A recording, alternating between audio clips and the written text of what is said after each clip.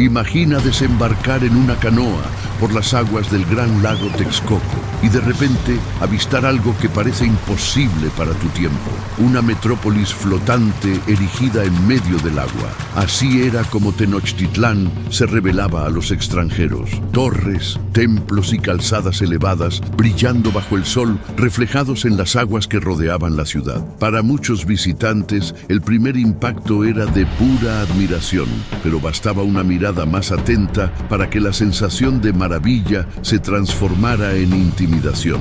Y es aquí donde descubrirías que sería imposible sobrevivir 24 horas en una ciudad azteca, o mejor dicho, en la capital del imperio azteca, Tenochtitlán. Por eso reunimos y preparamos este video para mostrarte por qué tú y ningún forastero o extranjero resistiría 24 horas en Tenochtitlán. Vamos a recorrer la seguridad de aquella ciudad, la comida, el peso de la religión aterradora que los aztecas tenían y al final te voy a revelar por qué no resistirías esas 24 horas dentro de la capital azteca. Así que abróchate el cinturón porque nuestra aventura por esta ciudad monumental comienza ahora. Así que ya suscríbete al canal, activa la campanita de notificaciones, deja tu like en este video y vámonos. Los relatos de los primeros europeos que llegaron allí describen una ciudad más grande y más organizada que cualquier otra en Europa de la época. Se estima que Tenochtitlán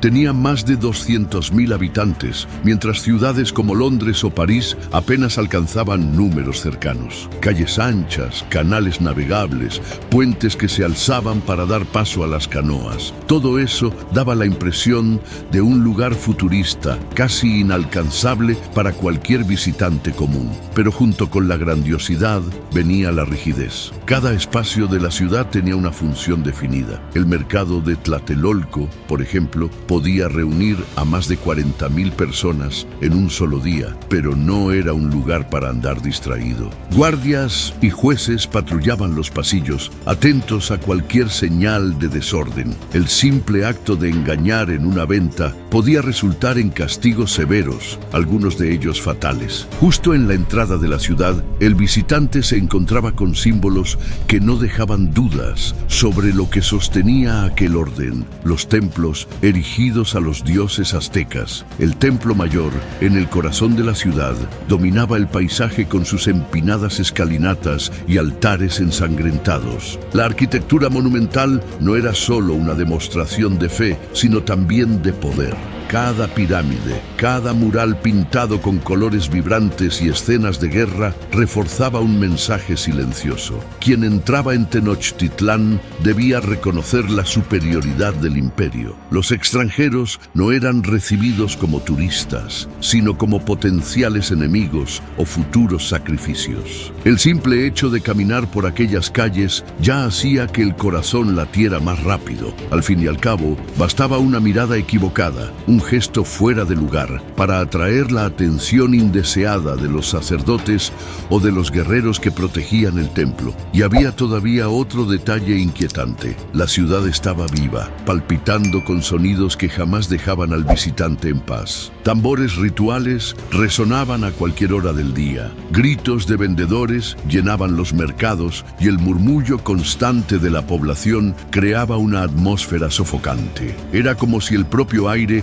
estuviera impregnado de una energía que mezclaba devoción, miedo y disciplina. Ese primer contacto ya sería suficiente para que cualquier forastero sintiera que no pertenecía a aquel lugar. Tenochtitlán no era solo una ciudad, era un organismo gigante donde cada piedra, cada canal y cada persona parecía tener un propósito mayor. Y para alguien de fuera, ese propósito rara vez terminaba bien. Si la entrada en Tenochtitlán ya intimidaba, eran los mercados, donde el choque cultural realmente se volvía ineludible. El más grande de ellos, el famoso Tlatelolco, no era solo un espacio de intercambios, era el corazón palpitante de la vida cotidiana, donde miles de personas se agolpaban en pasillos interminables de mercancías. Se estima que, en días de mayor movimiento, más de 40.000 personas circularan por allí al mismo tiempo.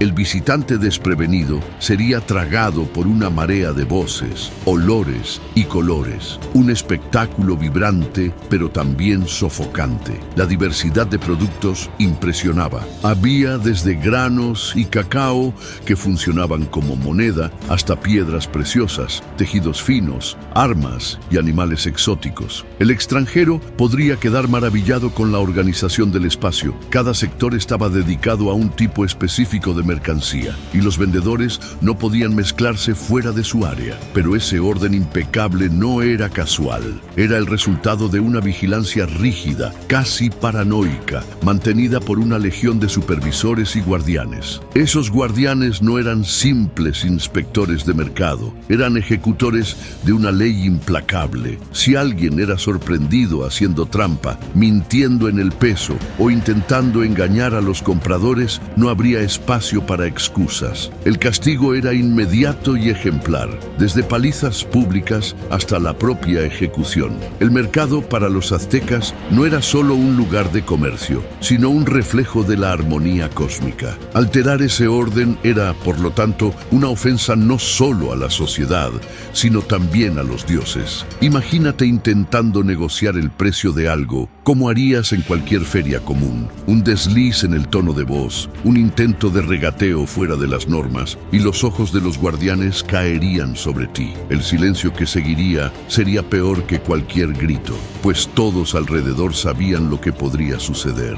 El mercado era vibrante, pero también cargado de tensión. Cada transacción era observada, cada gesto era evaluado. Pero hasta aquí, seguro estás pensando que es tranquilo, ¿verdad? Estás creyendo que podrías pasar por eso sin mayores problemas. Y si tengo razón, dímelo en los comentarios. Si no, dímelo también. Además, los extranjeros eran vistos con desconfianza. Un visitante que viniera de fuera de las fronteras del imperio no era tratado como un cliente común. En cualquier momento podía ser acusado de espionaje o incluso marcado como potencial ofrenda para los dioses. Basta imaginar el terror de caminar por aquellos pasillos, rodeado por miles de ojos atentos, sin saber nunca si serías solo un comprador o la próxima víctima elegida. Estar en el mercado llamado Tlatelolco era una experiencia única y abrumadora. El visitante se veía atrapado en un torbellino humano, rodeado por un orden inflexible, donde cualquier error podía ser fatal. Allí, la libertad era una ilusión y la vigilancia constante hacía imposible olvidar que cada paso estaba siendo juzgado. Si caminar por los mercados de Tlatelolco ya era sofocante, vivir un solo día en Tenochtitlán significaba enfrentar algo aún más peligroso. Un entramado de reglas invisibles, normas de conducta tan arraigadas que hasta el más mínimo desliz podía costar la vida. Para un extranjero, comprender y seguir esas reglas era prácticamente imposible. La sociedad azteca funcionaba como un engranaje bien ajustado, donde cada ciudadano sabía exactamente su lugar. Los niños aprendían desde temprano cómo comportarse ante autoridades, sacerdotes y guerreros. Había protocolos incluso para hablar con alguien de clase social más alta. La postura, el tono de voz, los gestos, todo debía seguir patrones rígidos, y cualquier desviación era interpretada como una falta de respeto, no solo hacia la persona, sino hacia el orden divino que regía el imperio. Imagínate intentando comunicarte sin conocer la lengua náhuatl o sin entender la etiqueta local. Un gesto inocente, como mirar fijamente a alguien importante, podía interpretarse como un desafío. Reír en un momento inadecuado, interrumpir una ceremonia o incluso atravesar un espacio sagrado sin permiso podía atraer castigos severos. Muchas veces esos castigos eran públicos para que todos aprendieran del error. Las leyes se aplicaban con una dureza implacable. El consumo excesivo de alcohol, por ejemplo, estaba prohibido, excepto en ceremonias religiosas. Para un extranjero acostumbrado a beber libremente en su tierra, este podía ser un error fatal. Un desliz en público podía llevar a castigos brutales, desde palizas hasta la pena de muerte. No había espacio para segundas oportunidades. Incluso la apariencia podía convertirse en una trampa. La ropa marcaba la posición social de cada persona. Usar prendas o adornos que no correspondían a su estatus, era visto como una ofensa grave, casi una usurpación de identidad. Otro detalle que hacía todo aún más tenso era la sacralidad del espacio urbano. Muchas áreas de la ciudad eran consideradas sagradas y reservadas únicamente para sacerdotes y guerreros. Entrar en esos lugares sin autorización era visto como profanación. Y profanar significaba no solo insultar a los aztecas, sino también enfurecer a sus dioses. Y sabemos cómo respondía ese imperio cuando creía que la furia divina debía ser apaciguada con sangre. Para un visitante, sobrevivir exigiría más que atención, exigiría casi adivinación. Cómo seguir reglas que no fueron explicadas, pero que todos a su alrededor parecen conocer instintivamente. A cada paso, la sensación sería la de caminar sobre un terreno minado sin saber qué movimiento activaría la próxima explosión. La verdad es que vivir 24 horas en Tenochtitlán no significaba solo enfrentar el miedo a la guerra o a los sacrificios. Era enfrentar la constante ansiedad de no saber si el próximo gesto, la próxima palabra o incluso la próxima mirada sería interpretada como una afrenta. Si pensabas que la hora de la comida sería un momento de descanso en medio del caos de la vida azteca, estás equivocado. Sentarse a comer en Tenochtitlán podía ser una experiencia aún más peligrosa para un extranjero. Eso porque para los aztecas la comida no era solo alimento, era también ritual, jerarquía y, muchas veces, un recordatorio brutal de tu condición. Incluso, si quieres saber qué comían los aztecas, dime en los comentarios la frase "comida azteca" y haré un video para ti específicamente sobre eso. Los aztecas tenían reglas estrictas sobre quién podía comer qué. Ciertos platos e ingredientes estaban reservados únicamente para nobles, sacerdotes o guerreros de élite. El simple acto de probar una comida que no te pertenecía socialmente podía ser considerado usurpación, y el castigo por ese delito no era leve. En el mundo azteca, la comida no era solo sustento, era símbolo, era poder, era religión, y para un extranjero, una cena en Tenochtitlán podía transformarse fácilmente en la última comida de su vida. En Tenochtitlán no existía espacio para la separación entre vida común y vida religiosa. Cada calle, cada plaza, cada piedra de la ciudad cargaba con el peso de la devoción a los dioses. Para los aztecas, el mundo entero estaba sostenido por fuerzas divinas que exigían sacrificios constantes. Eso significaba que, en cada esquina, un extranjero podía encontrarse con rituales perturbadores que iban mucho más allá de lo que el resto del mundo estaba preparado para aceptar. La ciudad estaba dominada por el imponente Templo Mayor, una construcción colosal que se erguía como un recordatorio de que los dioses observaban cada movimiento humano.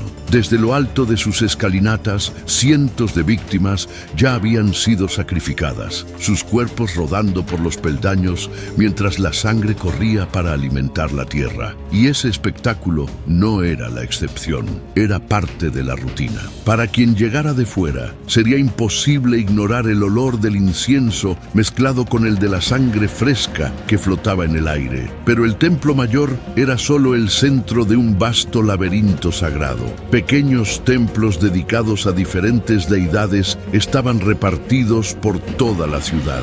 Huitzilopochtli, el dios de la guerra; Tlaloc, el dios de la lluvia; Tezcatlipoca, el señor de la noche y del destino. Cada uno exigía rituales específicos y todos involucraban la misma moneda de cambio: vidas humanas. El problema es que para los aztecas, la religión no aceptaba espectadores neutrales. Estar presente significaba participar, y participar podía significar ser elegido como ofrenda. Muchos de los prisioneros de guerra eran guardados hasta el momento exacto en que las estrellas o el sol señalaban que el sacrificio debía realizarse. Y había aún un detalle asfixiante: la religión azteca no era solo espiritual, era política. Los sacerdotes y gobernantes gobernantes se presentaban como intermediarios directos entre el pueblo y las divinidades. Eso hacía que cualquier falta de respeto a los rituales fuera interpretada como una afrenta al poder del imperio. No seguir un gesto ritual, no inclinarse, no demostrar reverencia, podía ser entendido como traición, y el castigo, como siempre, sería rápido y ejemplar. Tenochtitlan no era solo una ciudad, era un inmenso altar vivo, donde cada respiración humana estaba bajo la vigilancia de los dioses. Para sobrevivir 24 horas allí, no bastaba caminar con cuidado. Sería necesario vivir constantemente con la sensación de que cada paso podía ser interpretado como una falta de respeto, y cada falta de respeto tenía solo una respuesta: sangre. Ahora, imagina que no eres azteca. Llegas a Tenochtitlán como un extranjero, alguien venido de tierras distantes. Lo primero que necesitas entender es que para los aztecas, cualquier persona de fuera de su civilización era vista con extrema cautela. Ellos no veían a los extranjeros como turistas curiosos o posibles socios comerciales. En la mente azteca, tú eras un extraño, y todo extraño llevaba consigo la posibilidad de ser un enemigo disfrazado, un espía o incluso una ofrenda humana. Sí, es exactamente lo que estás pensando. Dependiendo de las circunstancias, tu vida podría terminar en las escalinatas de un templo sin que hubieras hecho absolutamente nada más que nacer en otro lugar. Los aztecas tenían una visión del mundo extremadamente dividida entre el nosotros y el ellos. Dentro del imperio estaban las comunidades sometidas al poder mexica, que pagaban tributos y eran vigiladas de cerca. Fuera de él estaban los enemigos jurados, como los tlaxcaltecas, con quienes vivían en conflicto constante. Y en medio de ese escenario, cualquier extranjero que pisara la capital estaba bajo sospecha. Ellos se preguntaban: ¿este forastero viene en paz o es solo un presagio de guerra? Si fueras un mercader, las cosas podrían incluso ser un poco más fáciles. Los pochtecas, que eran comerciantes aztecas, tenían permiso para tratar con personas de fuera, pero siempre bajo reglas estrictas. Y si intentabas vender algo en la ciudad sin la aprobación de los jefes locales, prepárate. Tu vida podría terminar en minutos. No existía espacio para improvisaciones en el mundo azteca. Cada paso de un extranjero era observado con desconfianza. Lo curioso es que esa visión desconfiada de los extranjeros tenía todo que ver con la manera en que los aztecas percibían el equilibrio del mundo. Para ellos, cualquier elemento externo podía desestabilizar el orden cósmico. Y si tú eras visto como una amenaza a ese equilibrio, tu vida se convertía en moneda de cambio en los rituales sangrientos que, según ellos, mantenían al sol brillando en el cielo. Así que seamos sinceros, sobrevivir 24 horas en Tenochtitlán siendo un extranjero era prácticamente un milagro. No tendrías amigos, no tendrías aliados, y cada mirada desconfiada podría ser el presagio de tu fin. Hemos llegado al punto final de esta experiencia mental. Después de imaginar los mercados abarrotados, los sacrificios en los templos, la desconfianza hacia los extranjeros y la presión cultural que moldeaba cada detalle de la vida en la capital azteca, es hora de enfrentar la verdad dura y directa. Un forastero simplemente no resistiría 24 horas en Tenochtitlán. No importa si fueras un comerciante intentando mezclarse, un aventurero curioso o incluso un emisario de otra tierra. Las probabilidades estaban todas en tu contra. Por eso podemos afirmar sin miedo: sobrevivir 24 horas en Tenochtitlán como forastero era una misión imposible. Podrías incluso entrar a la ciudad, impresionarte con su belleza y magnitud, pero salir de ella con vida sería otra historia, porque para los aztecas el destino de quien venía de fuera ya estaba escrito: servir de alimento a los dioses que mantenían el mundo en funcionamiento. Si llegaste hasta aquí y te gustó este video, dímelo en los comentarios y deja tu like en el video, que nos ayudará mucho. Dios te bendiga.